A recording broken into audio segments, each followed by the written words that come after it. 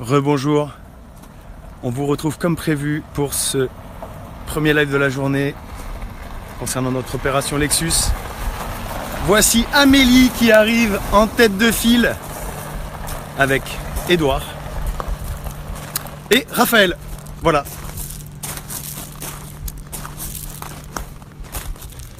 On va recueillir leur information à chaud. Vous pouvez sortir des véhicules, hein. Allez-y. Et on en profite pour vous montrer le cadre exceptionnel du château de Pibarnon. Nous sommes dans le sud-est de la France, du côté de La Ciotat. Regardez ça comme c'est beau. Et j'en profite, j'intercepte immédiatement Frédéric, le compagnon et accompagnant. Exactement. D'Amélie.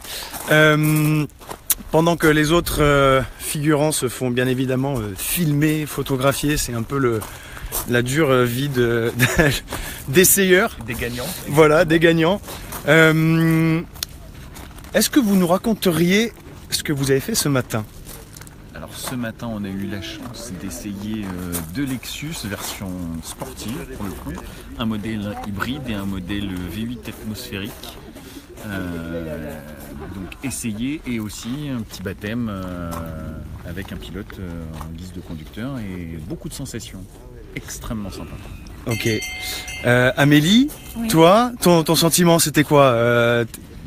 Dis-nous tout. Alors je trouve ça très très sympa déjà d'avoir l'occasion de monter dans de tels véhicules, de sentir la puissance sur circuit. Même si on voit qu'il faut vraiment être pilote pour profiter de la puissance de la voiture à fond. Ouais. Mais c'était des super sensations, que ce soit au volant ou en tant que passager, c'était vraiment des super sensations. Et cette petite initiation au pilotage, qu'est-ce que t'en as retenu? En fait, qu'il faut respecter les consignes. Et qu'en fait, faut pas avoir peur d'accélérer, mais vraiment accélérer très fort. Ouais. Et il faut pas avoir peur de mettre le pied au plancher pour freiner. Voilà. Et tu fais que deux choses, t'accélères, tu freines, entre les deux, ça n'existe pas. Ouais. Tu ne décélères pas. Ouais. Et un des deux modèles, le Lexus non, je pensais à l'autre qui était l'hybride. LC500. Le LC500.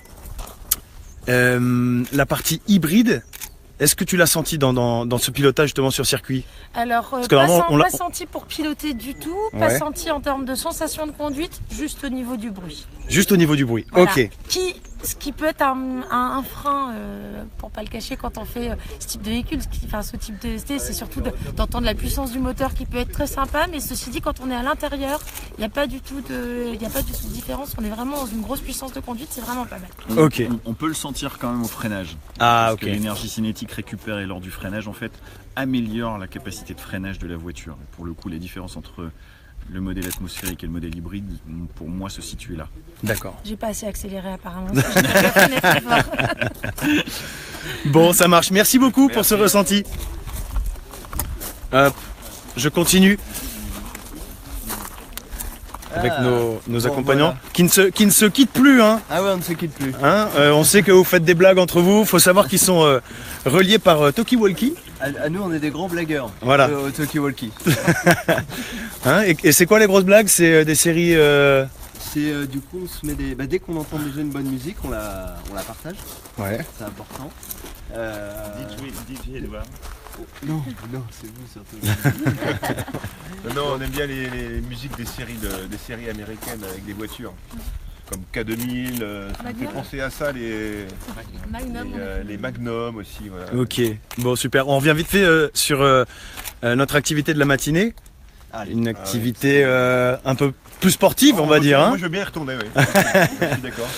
Voilà, juste pour rappel, l'équipe Lexus a préparé un beau programme puisque nos gagnants et leurs accompagnants étaient sur le circuit du Grand. À vous. Ah, j'ai oublié Ah le oui. nom, moi, déjà. Ah, Je me rappelle des voitures. du Grand Sambuc. Du Grand Sambuc, voilà, je voulais. Oui. J'avais un petit trou, ils m'ont pas aidé. Bon, du Grand Sambuc où ils ont pu du coup essayer la gamme sportive de Lexus. Est-ce que, bon Raphaël, on va commencer par toi.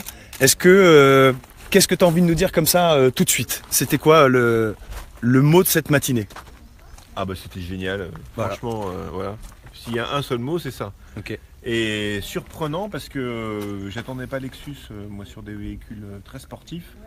Et là, pas entre mes mains, mais entre les mains des pilotes professionnels, on a vu que on était capable d'aller très très loin avec les deux véhicules de ce matin. Franchement, c'était D'accord. impressionnant. On va s'en rappeler longtemps.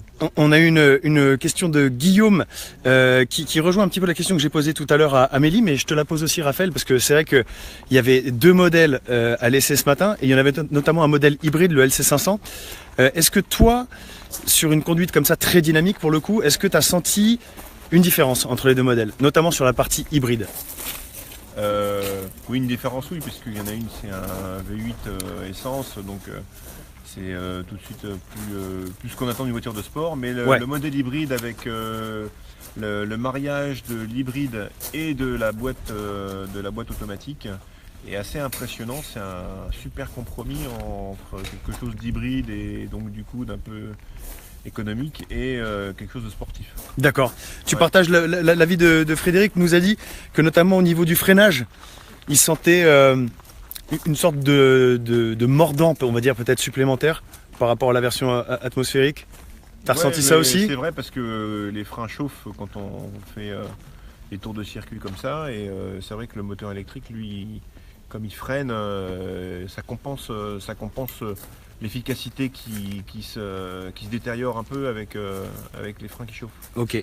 Donc effectivement, presque l'hybride était meilleur en freinage que le V8 essence. Ok. Voilà, ça compense. Très bien. On a à côté de toi Cédric.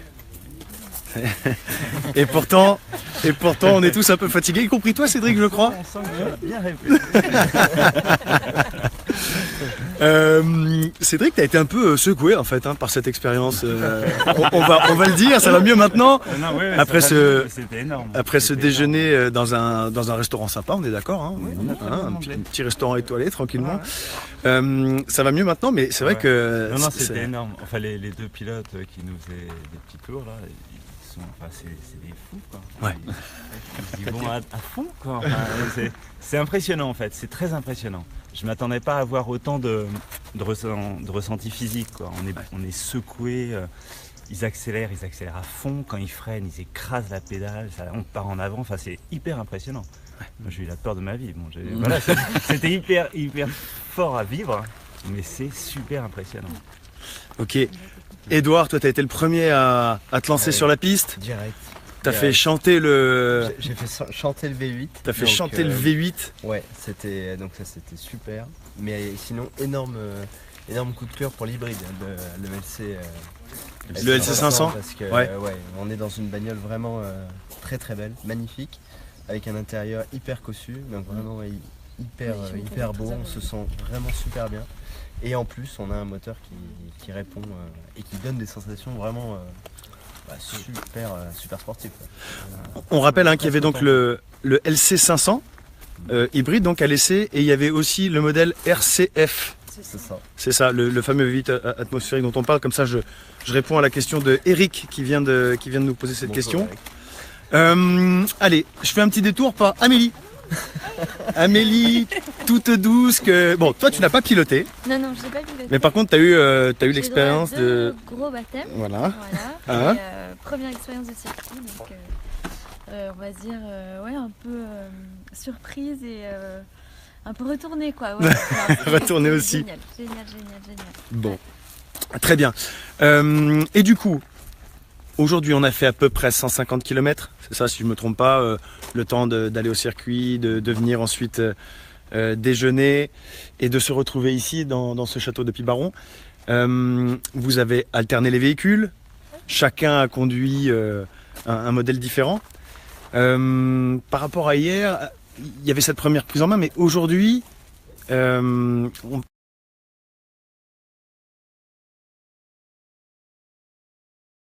la berline, tu as une préférence. On rappelle que la berline, c'est le modèle CT200H. J'en profite pour vous faire un tout petit tour. Hop, je vous les présente avant qu'on ait plus beaucoup de lumière. Et on a également à l'essai le NX300H et le NX300H version sport que vous voyez là. Je reviens vers toi, Amélie. C'est une drôle de façon de faire, de poser la question, de montrer le véhicule après, mais je me dis que les fans veulent vous voir, mais veulent peut-être aussi voir les véhicules.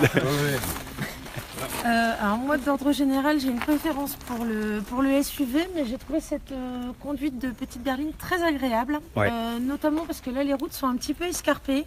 Donc quand tu es en descente et que c'est la voiture qui te porte gentiment à l'électrique, sans bruit, sans rien, tu as beaucoup plus le loisir de regarder ce qui se passe autour, en fait, tout en se sentant très bien en sécurité. Donc ça, j'ai vraiment beaucoup apprécié. Je la trouve très légère. Bon, après, j'ai l'habitude d'un SUV, donc voilà. Ouais, effectivement. Je la trouve très légère et je trouve qu'en poste de conduite, on est très bien. Ok. Enfin, on est vraiment bien installé. Les commandes sont faciles, l'écran est super. Alors c'est un petit peu sombre, je m'excuse d'avance, mais je trouve que c'est pas mal. Justement, Amélie, c'est intéressant ce que tu nous dis. Comme ça, on peut expliquer à nos fans un petit peu comment est construit le tableau de bord. Et on a des questions notamment concernant le niveau de finition. Est-ce que... c'est très bien fini, c'est très joli. Tout est très fonctionnel en fait. Ouais. On n'a pas spécialement de pitch avant la prise en main des véhicules et il s'avère que les pouces se placent naturellement et on trouve tout ce qu'on a l'habitude de trouver. Donc les commandes de radio, d'accélération. Le petit point que j'ai trouvé un petit peu difficile tout à l'heure au départ, c'est qu'on est sorti d'un chemin un petit peu escarpé et une voiture qui ne fait absolument pas de bruit quand tu manœuvres pour dire j'avance de 20 cm, je recule, etc. Ça c'est un petit peu dérangeant au début de ne pas avoir de bruit parce que tu as l'habitude de sentir ta voiture avec ces bruits-là. Là, j'avais l'impression d'être sur des aéroglisseurs, mais je pense que c'est juste une question d'habitude en fait. Ok.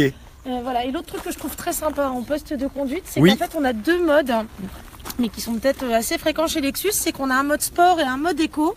Et en fait, ton tableau de bord s'adapte à ce que tu souhaites voir en termes de consommation, etc. Et ça, je trouve ça assez ingénieux. Je ne connaissais pas et je trouve ça plutôt sympa. Ok, super. Merci beaucoup Amélie pour Et la qualité audio du système Livingstone est juste merveilleuse. J'ai jamais entendu un son de si bonne qualité dans une voiture. C'est vrai. Ouais. Idem sur les NX. Idem sur les NX. Je pense que je aura crois le que business le demain, je ce sera crois autre que chose, le modèle blanc en fait n'a pas le Livingstone, mais le modèle gris que je n'ai pas encore essayé là, mais par contre celle-ci là, le CT là, D'accord. et c'est très impressionnant. Ok, super info, merci. Pareil, même question. Je m'adresse à toi, Edouard, mais c'est vrai que, vous pouvez vous répondre ou apporter des précisions, hein, Cédric, Amélie, si vous le souhaitez, parce qu'en tant qu'accompagnant, votre avis compte aussi. Une préférence, ou je dirais peut-être un point qui ressort particulièrement de cette expérience sur route, on va dire. Business. De notre côté sur le NX. Ouais. Sur le NX, on est plus haut, on est un peu plus massif. On a, avec le toit panoramique, vraiment, on a de la lumière dans l'habitacle, tout ça. Ouais. Ouais, plus une notion de confort que dans le CT était très bien, mais là on préfère le NX. D'accord. Ouais, en effet, au niveau du son, c'est vraiment. C'est bien aussi. monstrueux. Ouais. Non, c'est vraiment, c'est une bulle. C'est vraiment une bulle. Merci. C'est vraiment une bulle. Tu te retrouves sur l'autoroute avec un son absolument parfait. C'est hyper agréable. Et tu me disais, Edouard, hier soir, je me souviens, que notamment en ville, c'est assez bluffant de se retrouver dans ce cocon qui est silencieux et particulièrement bien Du coup, insonorisé. Et puis avec le côté hybride, du coup, t'es dans les bouchons, ça répond au quart de tour, il n'y a pas de bruit. C'est hyper insonorisé, t'as ce son qui est parfait et du coup le bouchon passe beaucoup plus vite. Ok. Du coup c'est très très appréciable. Ok, très bien. Je vous fais un petit tour de l'habitacle. On profite de la luminosité. Voilà. Donc là, on est sur la version exécutive du modèle NX. Avec ce joli toit panoramique. Hop. Raphaël. C'est à toi. Je t'ai pas appelé, mais t'as senti que c'était toi. Ouais, alors en fait, dis-moi tout. Moi j'avais celui-ci hier, et donc du coup j'ai aussi beaucoup apprécié la qualité sonore de Mark Levinson, parce que c'est vrai que c'est très très bien fait. On est dans un cocon, ils l'ont déjà dit, et c'est vrai que très agréable. Mais j'ai quand même ma préférence pour celui-ci qui a un look un peu plus sportif. Ouais. Allez, allons le voir. La calandre avec l'aluminium devant là, etc.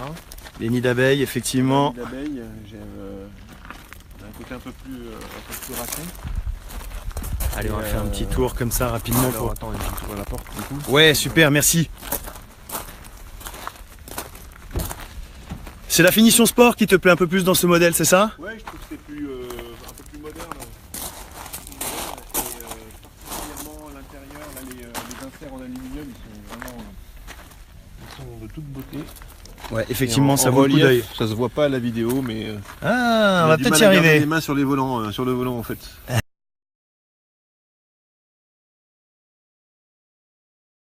Très, très joli pour le C'est coup. difficile dans une voiture de faire des choses qui soient à la fois un peu plaisantes à l'œil et en même temps résistantes pour l'utilisation au quotidien. Et là, ça a l'air vraiment bien réussi.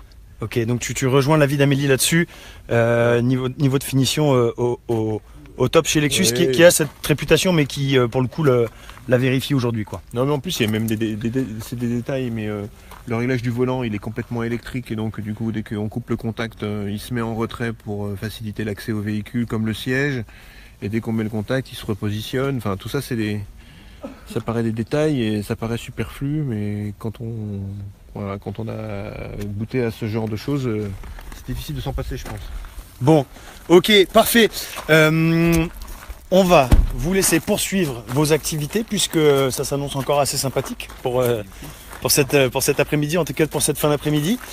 On se retrouve demain pour un prochain live et je vous le rappelle, on va voir si on peut tous se voir comme ça, que nos aventures sont... je tente un selfie. Que nos aventures sont à suivre sur Instagram. On fait pas mal de stories, donc vous pouvez en fait savoir tout ce qui se passe également en dehors des lives et sur la page Facebook bien sûr. À très bientôt. Salut. Salut.